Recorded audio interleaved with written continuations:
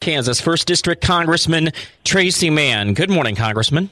Good morning. How are you this morning? I'm doing good so far. I presume you are back in Kansas because you've got some town halls to do this week.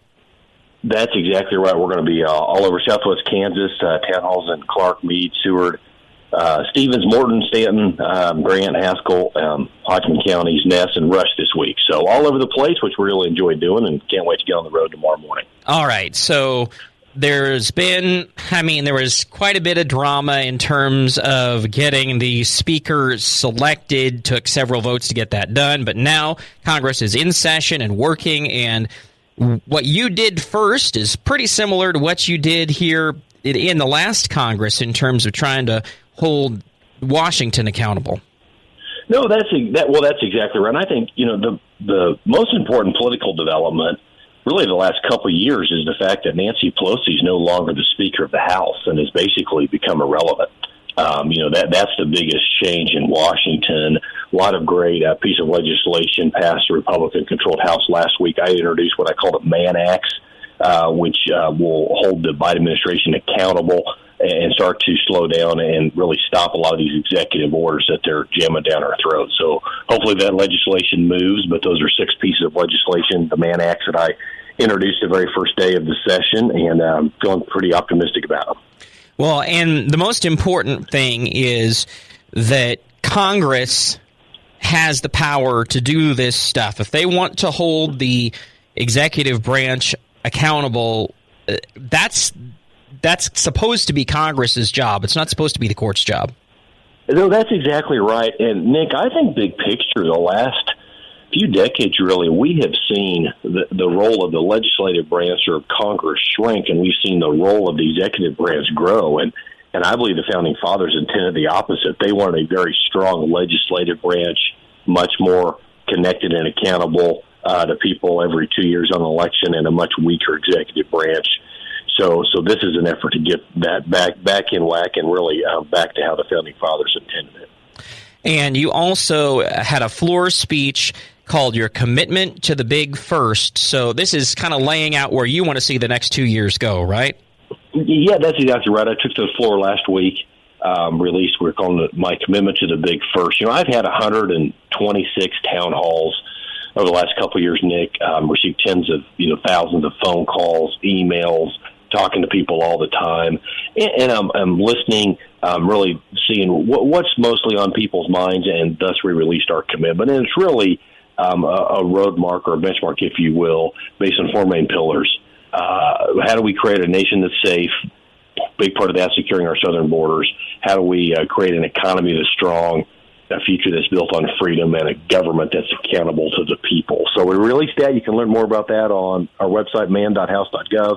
And we'll be talking about that and working to implement that over the next couple of years.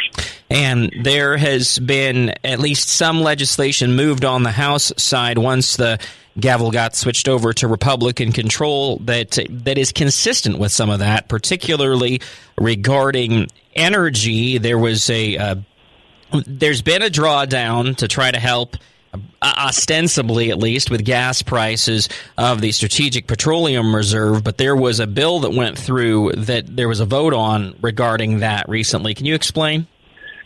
Yeah, that's exactly right. Actually, 2 different things, but the biggest one is legislation that would prevent the any administration from draining the U.S. Petroleum Reserve, our big strategic petroleum reserve we have in Louisiana. You can't drain that, and also would make that for political purposes. And you also can't drain the Strategic Petroleum Reserve and sell oil to China out of it, which sounds common sense, but that's what we saw that administration do, just that. So this legislation that passed last week would do just, it was actually Republican-led. Some Democrats voted for it, so it was bipartisan, so that's important. We also passed through legislation that would not fund the 87,000 IRS agents that the administration is trying to hire. So there's also a lot of good pro-life legislation. We also formed a special select committee on China, and also the weaponization of our government and our Justice Department. So a lot of good things happened the first week of the House last week. Not to get too inside baseball, but do you know which committees you're going to be on yet? We know we'll be on the Ag Committee. Beyond that, the committee assignments will really happen over the next few days and couple of weeks. So not entirely now, other than we're sure we'll be on the House Ag Committee, which, given we have a farm bill coming up this year, is an incredibly important committee to be on for the big first. Can you try to explain, because every time we talk about this, my head hurts just a little more, Tracy, so I don't have my Excedrin in front of me, so I need your help, all right? What is this debt ceiling thing that the national media is going to be talking about? Yeah, no, it's a great question. So, Congress and the federal government, they spend money. That's part of the equation, but because, unfortunately, we spend money, much of which we borrow. So of the money that Congress spends, the federal government spends, some of it gets is taxpayer dollars, but some of it's borrowed. Because of that, we have to monitor our borrowing capacity. So what happens is Congress will say we will borrow up to an additional X amount of dollars. That's called the debt limit. So that limits the amount of debt that our country can take on. So from time to time, we hit these debt limits, and that's what you're starting to read about coming up here. Hey, Nick, bottom line is, the federal government has grown out of control. We are $32 trillion in debt. And every time a debt limit vote comes along or these discussions come up, it should be a warning and reminder to everybody that we are borrowing money that we don't currently have in order to pay for these big spending bills, which why I've opposed them. But that's what's coming up here in the next few months is a debt limit. And I'd like to see, as part of extending the debt limit, of us getting our spending under control, putting forward a balanced budget, reducing spending, so we don't have to keep doing this so often.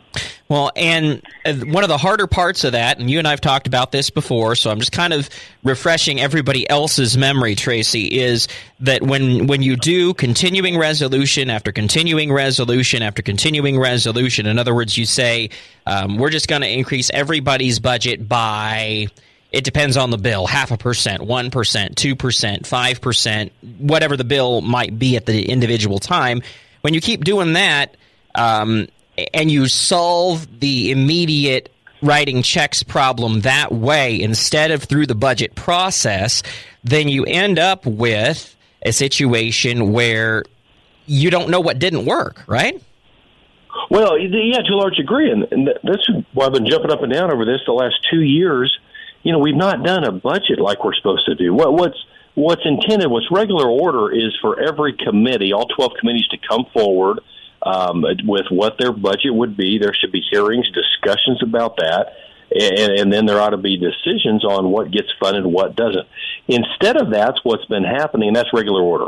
What's been happening is what's called a CR, a continuing resolution, where they just continue to fund the government at previous year's amounts, or there's what's called an omnibus, which all sorts of things, all sorts of spending provisions get thrown in, usually at the end of a fiscal year or at the end of a calendar year, and get jammed through. The loser in all that, Nick, is the American taxpayer, because that is a large degree why we've seen these dramatic increases in our federal spending over the last few years, and it needs to stop, and it needs to stop now.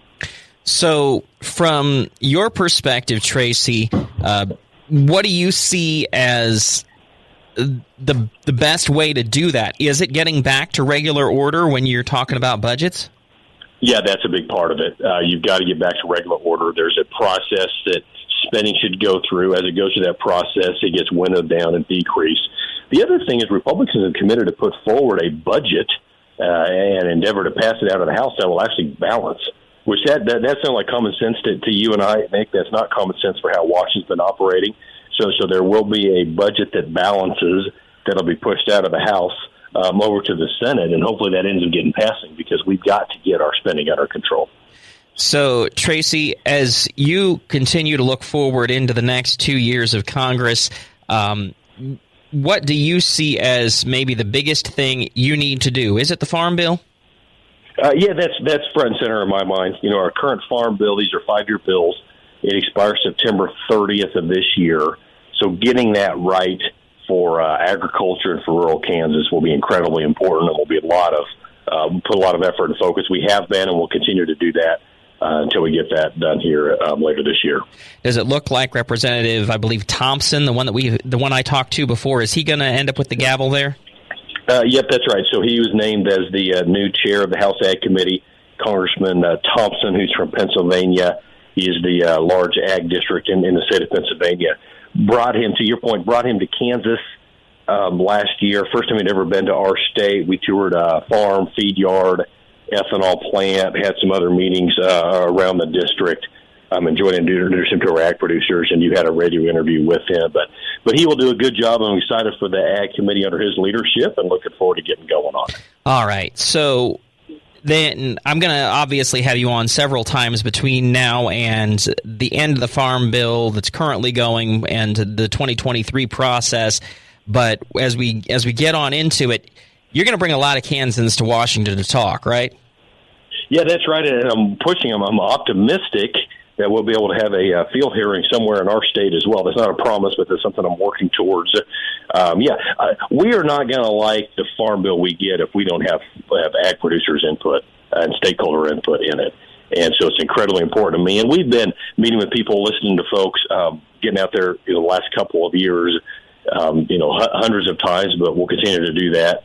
Want to listen, want to get feedback from everybody involved as we work to craft this next piece of legislation. Well, it would seem logical that you'd want to try to do that at the new Bio and Agro Defense facility and kind of kill two birds with one stone. That's not only in the big first district, but it's an opportunity for everybody to see that's on the committee. That's right. And I when we were in Kansas, when he was in Kansas last year, I took Congressman Thompson, who's now the chairman of the Ag Committee, through NBAF. It was in the process, still is the process of being commissioned. In fact, I met with Congressman Thompson last week. We were talking about that trip and talking about NBAF specifically, incredibly important for our animal agriculture industry in the state. Again, we've been talking to Congressman Tracy Mann. You can find out more online. Just Google Congressman Tracy Mann. man.house.gov is the website to find out what's going on with him and to read more of the details about the legislation we've talked about this morning.